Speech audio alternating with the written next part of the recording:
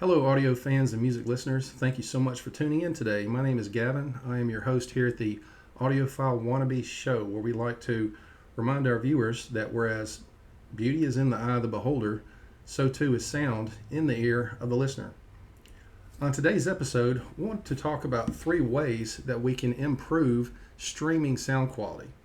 Can we upgrade and improve streaming to compete with CD level quality? Let's discuss and find out. And the reason I wanted to do this video was because recently I wanted to go back and understand the difference in sound quality just between streaming and CDs. And to be honest with you, the difference was a little bit greater than what I had anticipated. I've had a lot of good experience with the Cambridge Audio products, and so I was convinced that the streaming quality could improve. So I looked at some various options and decided to try some upgrades on streaming. And I'm going to go ahead and give a shout out to AT&T on this one. So they're my internet provider. I called AT&T just to check on my current plan. The gentleman that I spoke with seemed to be fairly acquainted with streaming music. So he looked at my current equipment, told me that it was outdated. It was built in 2021, and he was able to hook me up with a new modem and router. So we set up an appointment. The technician came out, installed the new modem and router, and I was very pleasantly surprised at the difference in sound quality that just getting a new modem and router provided. So I had been using the AT&T BGW 320-505 modem and switched over to the BGW 62700 Wi-Fi modem router. In switching to the new modem, I noticed right off the bat that the main issue that I had had previously was resolved. So in the video that I did recently, the main issue that you heard me discuss was where the soundstage was a bit choppy sounding. On the outside of the center image, moving towards the sound in the left and the right channels, I would hear something like a gap or void. It was choppy sounding in that regard. Not all the time, but sometimes, but it was noticeable contrast to CD quality. And going over to this new modem resolved that issue completely, and the soundstage was seamless throughout, comparable to CD quality in that regard. Also, the clarity and separation of the instruments did improve just a little bit. So now, just by switching to the modem, I feel like the sound quality of the streaming was in the same ballpark with CD quality, but obviously not quite that good. So I looked around to see what other kind of options there may be to improve streaming quality, and on the back of the CXN100 there are some antennas. So I checked to see what the various options were with antennas and did find an aftermarket antenna that supposedly improved the sound quality. There were even testimonials of folks having used this particular antenna on the CXN100 to improve sound quality, and after having tried it, I would have to agree that there were some improvements. So for a $13 or $14 investment, and I'll show you this one right here, there were some differences, and we'll talk about those in a second. This is a antenna. It's a little over 8.5 inches tall with a 3.5 inch size, a little over 3 inch length base, and the width of it is right about 3 inches. So they're pretty tall. And one more photo. Well, I say they're tall. They're fairly tall looking to me. I'm not crazy about the aesthetics.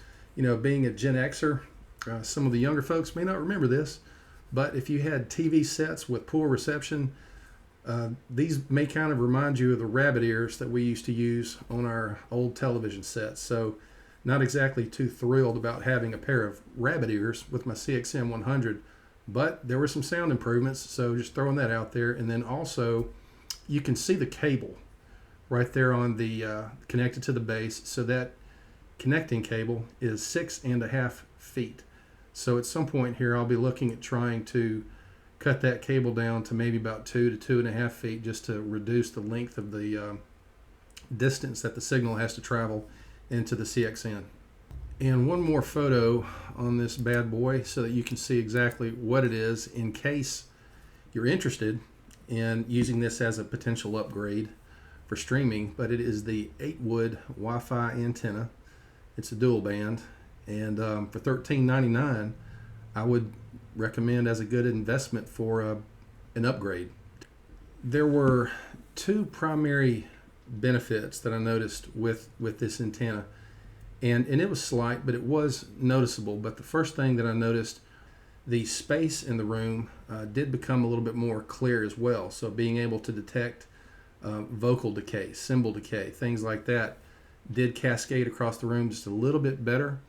And oddly enough, the second thing that I noticed was something similar when I introduced power cables to my system, which was on the vocals and some of the lead instruments, or lead, we'll just say lead guitars, something like that. There was a little bit more punch. Although it wasn't huge, it was noticeable. And then I'm going to throw this out there as well, but a little bit of refinement. And I understand this may sound like a stretch, but to be honest with you, that was my experience, and just wanted to pass that along in terms of the benefits that this particular antenna did bring to the table. And a third potential improvement that may apply for some of you, and it's really kind of a no-brainer, but just wanted to mention this anyway, but is to look at line of sight. So if you have certain objects in between where your modem, your wireless router is located, and where you may be streaming from, potential objects in the line of sight could potentially impact sound quality as well. And then as a fourth mention, and this is kind of a no-brainer as well, but if you do have access to to hardlining your streamer Ethernet port, then obviously that will be the route to go for best streaming sound quality instead of using wireless. So in summary, I will say that the addition of the new modem and router, and also with the addition of these little $14 antennas, that the overall sound quality now is in the same ballpark as CD. It's not as good. I'm not saying it's as good, but there was a noticeable improvement to where I have a succinct sound stage. The openness and the airiness of the sound quality is very similar to what I hear with CDs.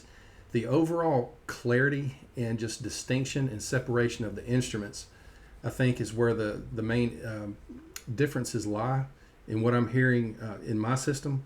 But if you're looking to just make some general improvements, call your internet provider and just see if they can hook you up with some new equipment, potentially at no charge. With the plan that I had with AT&T, that happened to be the case, so it didn't cost me anything. Was a good investment, but it was a good upgrade.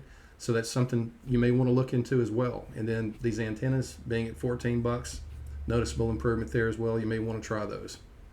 Again, just after having done that previous video on the Cambridge equipment, I knew that there could be some improvements, probably some of it on my end. That did prove to be the case. And the CXN100 streaming quality is getting in the same ballpark, very close to the CD quality that I'm experiencing with the CXC transport. So very pleased with the upgrades, and just wanted to share that information with you guys. If you've made it this far into the video, really hope you don't mind clicking that like button and subscribing to the channel, as that will certainly help the channel to grow. And thank you again so much for watching. Have a great rest of your day, and we'll see you next time. Take care.